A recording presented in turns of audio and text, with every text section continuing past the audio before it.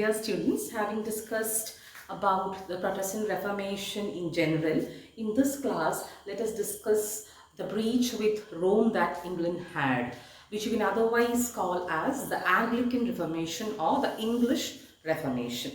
Okay, so let us see how Henry VIII created a separate church for England.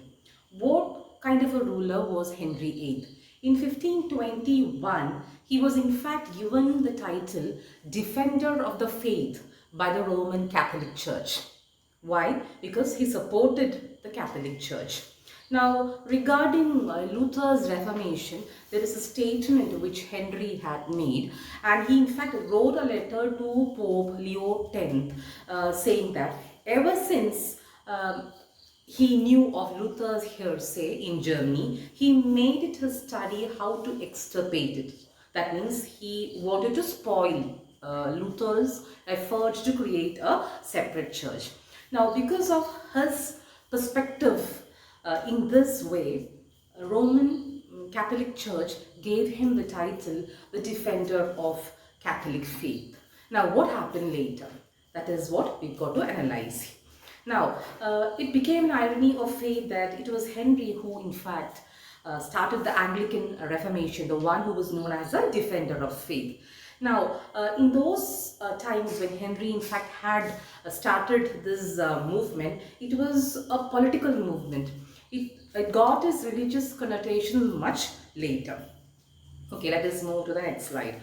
Now, regarding the general hostility that the English rulers had to the papal power, we have to understand that English rulers before Henry itself, they were not very happy with the fact that a lot of money from England was flowing to Vatican, and also that they were unhappy of the fact that a lot of wealth and privileges were in the hands of the church in England itself. Okay, those who were the agents of the Roman Catholic Church.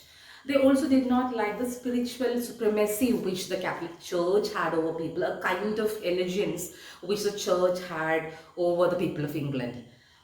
Then you can also see how rulers before Henry like Edward III, Richard II all had produced statutes against papal appointments in England. So there were rulers who tried to oppose the Pope in various ways before Henry itself.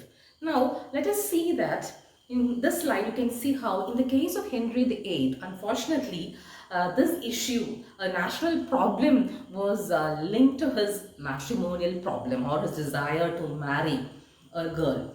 Okay, now he was married to his brother's wife, Catherine of Aragon, who was the aunt of the ruler of Spain, and they had lived together. They were husband and wife for more than 18 years. She could not produce a male heir. Princess Mary was born in this alliance. The other children met with death in between, so there were no male heirs. Now, in between this during this period, the ruler in fact had a passion for Anne Boleyn, who was a lady of the court, and wanted to marry her. Now, he appealed to Pope Clement VII that he wanted to annul the marriage with Catherine. Now, Catherine, I told you, had a royal lineage. She was the aunt of Charles V of Spain, who was a good supporter of Roman Pope, and Pope did not want to spoil his good relationship with Charles V. So Pope was not ready to give permission. Now Henry started attacking the Pope after that. He resisted the papal claims, and he also dismissed Cardinal Wolsey, who was the agent of Roman Church, who was there in England, from his service. Cardinal Wolsey. Now what he did was that he in fact had support of Parliament. Parliament at that time had a lot of progressive people who in fact were fed up of the conservative notions of the church, who wanted development, who wanted trade to flourish, and you could see them supporting the ruler. Now the Reformation Parliament can be seen meeting quite a number of times and passing quite a number of anti-papal acts between 1529 and 36. Now Henry attacked the clerical abuses. He reduced the fees to the clergy. He decided to confiscate church property and land.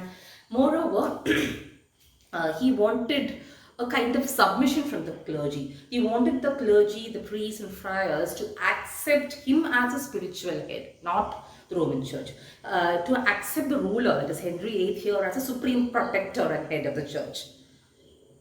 Okay, now he passed a very famous Annexed Act, that was in 1532, an anti-clerical, anti-papal act, which forbidded the bishops, okay, on the election to pay the customary first fruits to the Pope. They considered Pope as their holy father.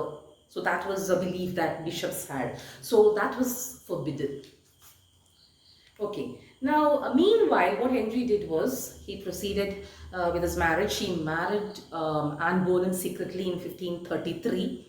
Now another person, Thomas Cranmer, who was a relative of Anne Boleyn, was appointed the Archbishop of Canterbury, and it was this person who declared Henry's marriage with Catherine as null and void.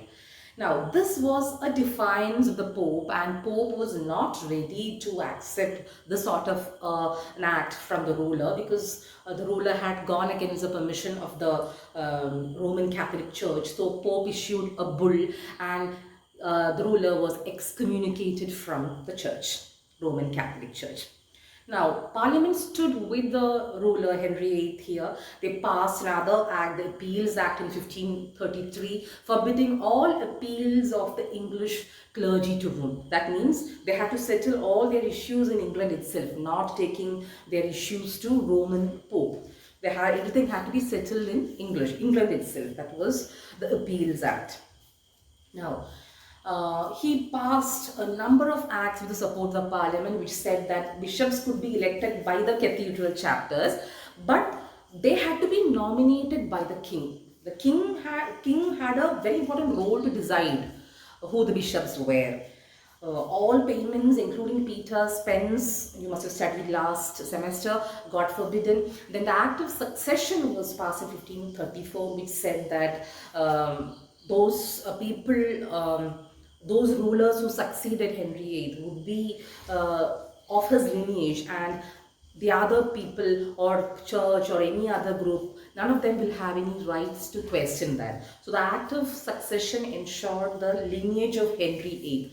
His children would be the rulers of England. Okay, now the most important act here was the Act of Supremacy in 1534. Okay, this was the act which in fact sealed the fate of English church here, or you can see how there was how the relationship between the Roman church and English church got severed or disconnected. Here I can read it out for you. The king, our sovereign lord, his heirs and successors, kings of the realm shall be taken, accepted and reputed, the only supreme head on earth of the Church of England, called Anglicana Ecclesia. So that means they had to consider Henry VIII or his successors as the supreme head of the church there. Treasons Act, another act was passed now this particular act said that anybody who called the king a heretic would be getting punishment, and punishment would be nothing less than death. So anybody who went against Catholic Church was called a heretic. We know like a lot of heretics were burnt at stake, but here that approach was considered to be a treason, and that person would get death penalty. Now you can see how all the connection with Rome got severed. Now priests who refused to accept the supremacy of Henry, they were put to death, and this was this kind of a treatment sent a thrill of horror throughout Christendom. Priests being sent to death, those who refused to accept Henry as a spiritual ruler, spiritual head. Now in between that, you have to know that Anne Boleyn was executed. Very again unfortunate, 1536. Why did he create a church? Why did he execute her? She was executed for charges of misconduct. Okay, and in this um, alliance was born the greatest ruler of England, Queen Elizabeth I. And that was not legal. Her birth was not legal. There was a lot of furor, outrage against that, how Queen Elizabeth was not born in a legal marriage. And you have to know that the greatest monarch of England was heralded into the world with a lot of disapproval from all corners. That is regarding Queen Elizabeth, who was born in this alliance, Henry VIII and Anne Boleyn. Okay, now let us see what the other economic aims Henry VIII had. Okay, when he formed this church. Now he proceeded to disillusion of a lot of monasteries, smaller ones in the beginning, 1535-39. Now he understood that these monasteries still continue to have good connection with the Pope. They had a lot of wealth, and he was interested to get all that for himself. And he, in fact, put the blame on the priests, friars, and monks that they were leading useless lives of idleness and vices. Okay, that was the claim which he had. Now, he appointed a person known as Thomas Cromwell, who was appointed the Vicar General. He was known as a hammer of the monks. And 276 monasteries were dissolved. Okay. Now, you must have studied about Becket, the great saint at Canterbury. Even his shrine was attacked. He was considered a false saint and traitor. So that was the power which Henry had in his period. Now, after dissolving smaller monasteries, Henry then proceeded to dissolve larger abbeys. That was mainly in 1539. 616 religious houses were dissolved, and this can be considered as the greatest revolution in ownership of land since the Norman invasion. Normans were the last foreigners to invade England. You must have studied that last year. Okay, then what did Henry do with the money? He used it for educating people, he used it for building the navy. Okay, that is always there. But you could see how beautiful abbeys were destroyed. They were sometimes converted to quarries. It was an orgy of destruction, and due to Henry's policy, England lost some of its very beautiful monasteries, which were really good architecture, which known for their architectural splendor. So, moreover, you can see how the dissolution of large and small monasteries left many monks unemployed. That was another side effect. Now, you can also see that Henry VIII, he he wanted Bible, which was originally in Latin, to be written in English. Now, Henry said that he was not at all influenced by Luther, but then there were people in Henry's court who were influenced by Luther, who in fact influenced Henry to translate Bible to Latin. So, Bible got to be written in English, and this was read in churches in England from 1539. Regarding the practices of Christians, he was a very orthodox person. Henry sought to be that the Act of Six Articles, by the Act of Six Articles 1539, that the Christian believers of his church followed all these very strictly. And the first one I can read it out for you. First one, transubstantiation. Second one, Holy Communion. Third, celibacy of priest. 4, vows of chastity. 5, the need for private masses. And 6, confession. So these were the 6 concepts which Henry wanted his believers to follow. He was very strict regarding that, and he had the Act of Six Articles passed in 1539. So this is about the Reformation. Now, what do you understand by that, by this Anglican Reformation? Why did he find a new church?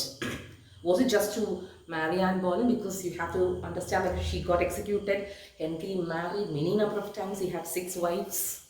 Okay, altogether, more than that. So why did he actually create a church just to divorce Catherine and marry Anne Boleyn? He had a lot of other reasons. That is what we can understand from all this. So ultimately, with this establishment of new church, he consolidated Tudor despotism.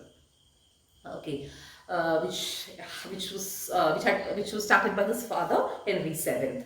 Then Henry, of course, had the support of parliamentarians, I told you they were rich traders and they all voted for progress. So you could say that with the support of Parliament, Henry could establish a very strong monarchy.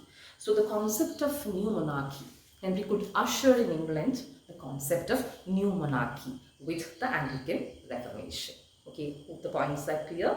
Now we've dealt the Anglican Reformation in particular in this class. Okay.